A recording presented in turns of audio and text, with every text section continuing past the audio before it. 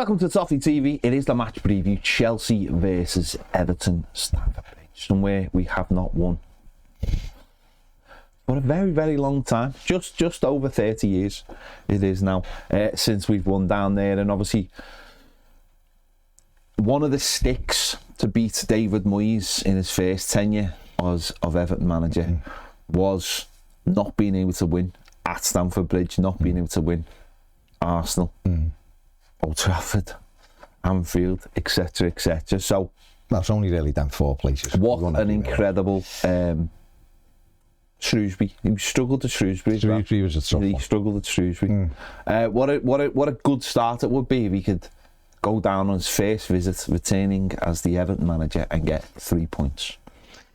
It'd be great because everyone else's record as Everton manager at the Bridge was great, wasn't it? Everton haven't won there for 31 years, the longest.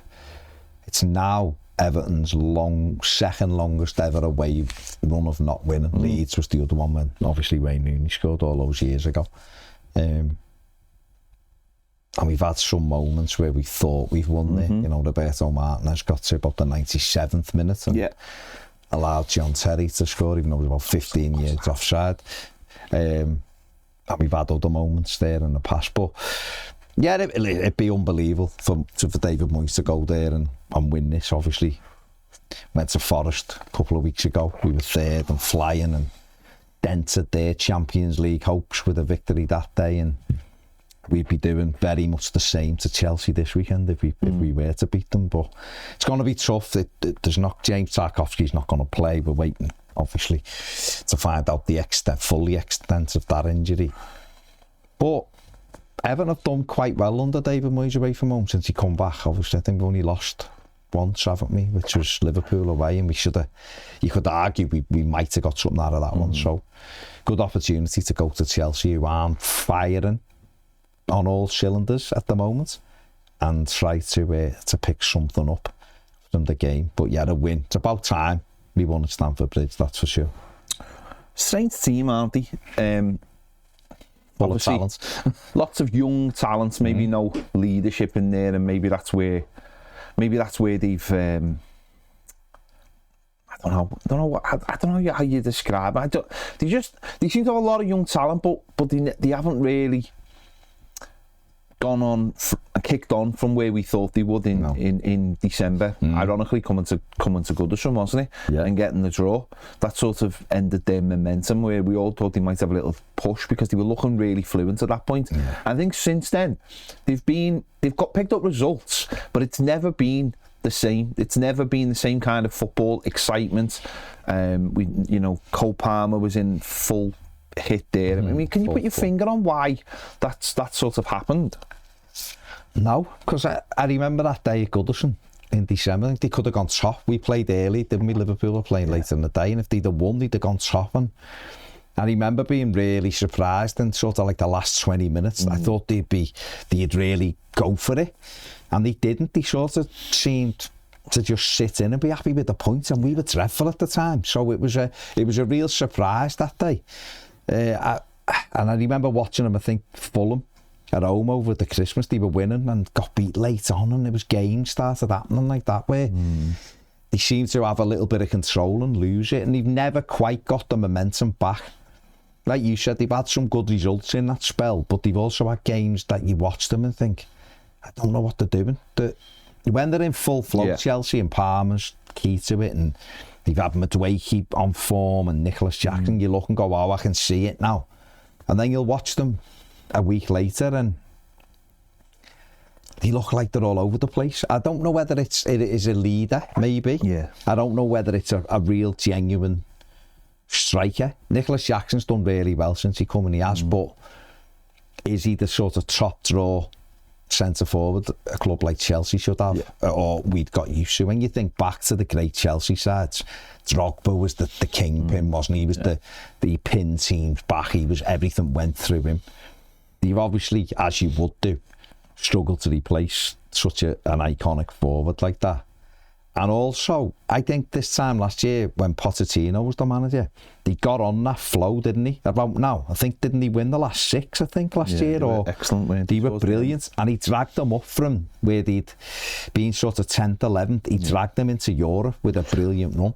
And then obviously left the club. And I don't know. Do you think there's a lack of identity? Because the fans recently have seemed to have turned on the manager a little bit. And there was a moment in the Ipswich game where the goalkeeper went long and it led to Ipswich scoring, and that was something that was picked up by the media. The fans weren't happy. The fans were demanding him to go long. Yeah, that's what I'm saying. The fans and the manager wasn't really happy, and some of the players weren't happy with the goalkeeper for listening to the crowd, going against what they're being told every single game. There was boos at half time against Fulham at the weekend, and obviously they turned that round to win 2-1, but they don't seem to have an identity for me, really. They seem to have a lot of interchangeable players as well, which I think, I don't know. I think the style of football isn't very Chelsea, the way they play. I think Chelsea, for the last few years, it's a lot more, if it's not counter-attack, it's up and at him in your face. You spoke about Drogba there, someone we know the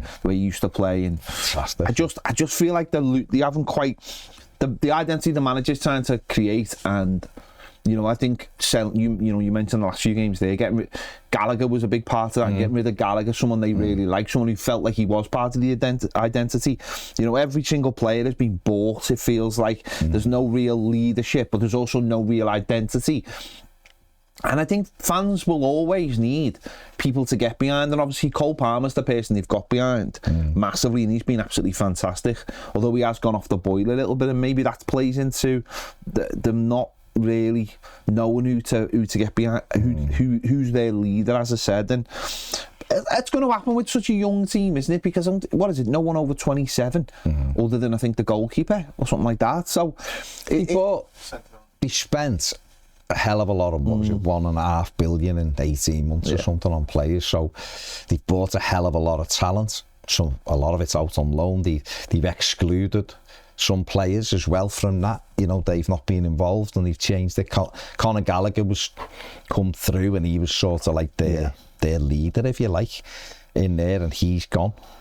So is it like, how have they got to get behind? Cole Palmer's been amazing, but as any young player, last season was his, I know he performed for City, but it was on and off. Last season was his breakout, full season, brilliant for Chelsea. Started this season, he's had a bit of a lull, but obviously he was away with the Euros as well. We've seen that with a few players, actually. Phil Foden's not being the same as he was at the Euro, so we've had that. Palmer will come back. And in fact, just over a year ago, wasn't it, when he scored 4 and he beat us 6-0 in April a year ago. So, we know that he's a top player. Chelsea have got some really, really good players, but it is when there's too many. You're seeing the quality of the squad in the Conference League. They just change all the team. They're still brilliant, no matter what. And you've got some exciting talents. Have they got someone to knit everything together? Maybe that's all they're missing. And maybe the fans are a bit frustrated because Maresca's way of playing maybe is a little bit too slow for what the fans want at Stamford Bridge. No, you'd have to watch it all the time. I think having someone like Reece James back's a massive boost for them. He's starting to play games now. Right? It's a terrible sign. You can never say it's going to last, sadly, with him, but he's such a fantastic player, and that's obviously been a big boost for them. He's someone who's been at the club for a while and understands it. But as you mentioned there, Cole Palmer, let's just have a look at Cole Palmer's numbers. 32 appearances, 14 goals. So we're saying he's gone off the boil. He's just under 1 and 2, which is incredible. That just shows how good the start he had to the season. That's it. 8 assists as well. Fantastic. 15.8 XG. So he's just underperforming it slightly. And he's averaging under 4 shots a game. But his heat map is, again, we say it a lot with some of these top players, it's a virus that you don't want to be shown. He's everywhere, isn't he? And I think for him as well, you wonder where his best position is, but you almost feel someone that talented, you just go, everyone else will hold a position, just go and cause chaos, because he's such a great footballer. Let's just have a look at the Chelsea team that beat Fulham last week, the late comeback. There it is. Jackson obviously leading the line. Neto, who got one of the goals. Good player. Madueke on the other side, And obviously Fernandes and Caicedo, obviously they spent a hell of a lot of money on there. You see, when I look at that, right? Yeah, that looks like that front four have got full of talent. Pedro Neto was obviously excellent at Wolves. We saw that. And when he's on it, he's a real threat. He carries the ball well. I really like Noni Madueke. I think he's brilliant, but he's a young player. So once his sort of he gets a consistency, I think they're two really good players. Cole Palmer just in behind, fantastic. And obviously Nicholas Jackson up front. But I think me personally, I'm still surprised he didn't get Ivan Toney. I really am. But I know that after a couple, aren't they, strikers mentioned with linked with the lap, but also been linked with Harry Kane yesterday, them in Liverpool. So that's an interesting one. Crazy. But Reece James back is huge for them. Have a look at the Everton. They need a goalie though. They need a goalkeeper. I'm surprised they didn't get the kid from Burnley. I really am. Trafford, I would have brought him in for a year, and honestly, that's what I would have. He could have played in the conference, couldn't he? For them? I would have. I think he's got a big future ahead of him. You don't get that many clean sheets, and like they have this year, Burnley. I know it's. When he come up last time, he just looked. But that's a learning curve, though, isn't it? He looked too weak, but now I think that's a learning curve. Let's have a look at the Everton team that faced Man City last week, beaten by Man City, sadly. Obviously, there is going to be a big change in this team, and it's the first time any Everton managers had to make this change in the Premier League, which is crazy. Not forever, obviously, that'd be weird. No, for the player himself. For the player while himself. He's been at the club, James Tarkowski's going to miss out, as I said. First time he's missed a Premier League game since he's been an Everton player. What are we saying? It's going to be a huge blow. Of course. Did he make his Everton debut against Chelsea? Didn't he? We got beat 1-0 penalty. I am going to say that David Moyes is going to put Jake O'Brien at centre-back, and he is going to play Nathan Patterson at right back. I've got much less confidence in the second statement, but I think O'Brien will go to centre back this week. I do. I think he's got an opportunity here to have a look at Jake O'Brien alongside Jared Brantwaite. Michael Keane is leaving the football club in a month, so therefore Michael Keane should be an emergency centre back now, sort of thing. Do you know what I mean? Yeah. Because Jake O'Brien very much is the future of Everton. What emergency?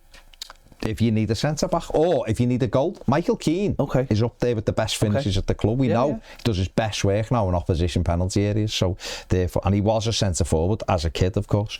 Now, I think because he's leaving, there's no, for me, I've said this, I've been consistent with all of these players who aren't going to be here. You start flipping that over and having a look at the future. Jake O'Brien to centre-back, let's see, can he cut it? Can he play with Brantwaite? Me personally, I want to see Patterson, and I want to see Patterson have a run, because again, he's another one. It's a decision time for him. It won't shock me if it's Seamus Coleman or Ashley Young. No, I wouldn't. But I think Jake O'Brien needs to play centre back. Yeah, it's sink or swim, isn't it? It's sink or swim time. Everton are safe. You know, that was confirmed last weekend. So, and the irony of that sort of confirmed in March, really, but no, it wasn't. It was confirmed last week. Let's get that right. The irony of losing Taki in the same weekend, you sort of confirmed, and now that opens the door, and a lot of people have said about making changes, and will we ever, is it time? You know, Moyes did say this before the Arsenal game, or around the Arsenal game, when he made changes. He said players will come in when the opportunity arises, and an opportunity has now arisen, and it's only right O'Brien should come in. Absolutely. And I think for me, Nathan Patterson should start right. But if you want to find out about players genuinely, whether they're good enough to be in the Premier League, you've got to play them in the Premier League. And this is, for us, a game of football. And sadly, you know, we're playing for positions now. We're playing between 13th and 17th. That's all we've got for the rest of the season. So why not? And if these two players have got an opportunity now to play 5 games back to back. And what's good about it is the away games for the home team. It's a pressurized situation. The home games are not. They'll take care of themselves. But that's also good in a different way. You can enjoy them. The players can just play the game. But those away games mean something. Chelsea going for the Champions League, Fulham going for the Europa League, and Newcastle, of course, going for the Champions League. So it means something to them. So those players, you've just said it yourself. You know, Ashley Young's not the future. Seamus Coleman's not the future. You can be pragmatic and say, oh yeah, but we want to pick up points or whatever. But I want to look at these players now. I want to see It's decision time. It is. It's decision time. Is Jake O'Brien really a centre-back? Or is David Moyes going to say, no, but he's a really solid right-back for us and that's where he's going to play? Has Nathan Patterson got a future at Everton? Yeah. Let's see. Does David Moyes think he's good enough? We'll find out. And that's huge. You can, Schmitty's another one. I think he'll be in the squad because obviously Brozier can't be. He's another one. He's got to get... We know Beto when he starts is tired around the 65th, 70th minute. Therefore, the chance to put Schmitty on and get him some minutes, is he good enough? Does he need a loan next season? It's about the future now. Everton is safe. I want to finish as high as we can. But more importantly, when you're planning for next season, are these lads up to it? I think the other side of that, though, is we're talking about the future and stuff like that. I also believe Jake O'Brien should be playing for Everton at centre-back when Tarky's not playing. And I also believe Nathan Patterson should be starting right-back. So it's not just about sitting here and going, oh, we've got to see these players. If it was like Tim Abunim in centre midfield, that's seeing a player. I believe those two players should be playing anyway. Okay. So you've got that side of it, haven't you? You've got it. They're not two 17-year-olds. And we're going, we need to make... Schmitty's slightly different because we do need a decision on him. Simply because he started about 8 games in his whole career. I don't even know if it's that many. Certainly only had 1 start for Everton, so therefore you have to look at him. Patterson's an international footballer, so is he good enough for the Premier League? Well, let's have a look anyway. And Jake O'Brien's an international centre-back for Ireland. But he's done a really good job at right back, but he's played in Europe and played for Lyon and scored. So get them in and let's have a look at them. Listen, I think we went there last year with a little bit of optimism, didn't we? That turned out well. But I think, this year it's obviously different. You mentioned it before, we are well drilled away from home. We went to Forest and we controlled the game. And okay, it mightn't be the same in this, but we might have to control it in a different way. They're a good side. We know if they click, it'll be a tough game regardless. But if they click, they can hurt you. But they're also, I think you can get at them as well. So we'll have to play well. But why not? Why not? Obviously, no Brozier can't play. Obviously, you mentioned it before. That opens the door for Schmitty to come back in the squad and an opportunity to get him on the pitch as well. Definitely. Is there any other positions on the pitch you change? Because obviously, someone like Charlie Alcaraz now, he's into that last run of fixtures as well, where he's an opportunity to show himself. Is that something? I'd play Charlie at home, I think. Yeah. But I'd be looking at the decor. I think I'd like to see him because I think we have a little bit more control when he's on the pitch than with. But Decore does so much running. I just wonder whether or not it'd be worth playing Abdoulaye Decore a little bit deeper again alongside maybe. It's Rissa and having Charlie Alcaraz ahead of them to have a look at him because obviously there is a decision to be made on him, but I don't imagine David Moyes will do that. But Alcaraz certainly should be one of the first subs on the pitch and maybe not in a wide area. But then where else would he really put him? Jack Harrison had a good game last week. I imagine he'll start again, so we'll see. But he's another one I think we need to sort of have a look at. David Moyes will decide whether or not he thinks he's good enough to keep. It's going to be an interesting game. Obviously, our 12 kickoff's not great, but it's it's okay. Might suit Everton though because it's half 12 and it's them, so you just go and get it. There you go and win. Chelsea fans will probably still be having brunch, won't they? I don't know. Maybe. There you go. There you go. Tough game, but it's there, isn't it? Footy. It's there to go and get something, and we've no pressure. Picked up good results at Brighton and Forest and Palace. Why not? Why not? Let's go and get 3 points. Cement that 13th place. Put a little bit of pressure on Palace for that 12th place. Well, Wolves are going to win, aren't they? They've got Leicester at home and they're level points with us now. So, Yeah. There you go. See what happens. Let us know your thoughts in the comments, your confidence, and who would you have in the back line? Is it time to unleash Michael Keane? Is that what we're saying? Let us know in the comments. Make sure to give this video a like, subscribe if you haven't already, and if you want more great videos, get over to Toffee TV Premier, link in the description, QR code's on the screen now. See you later.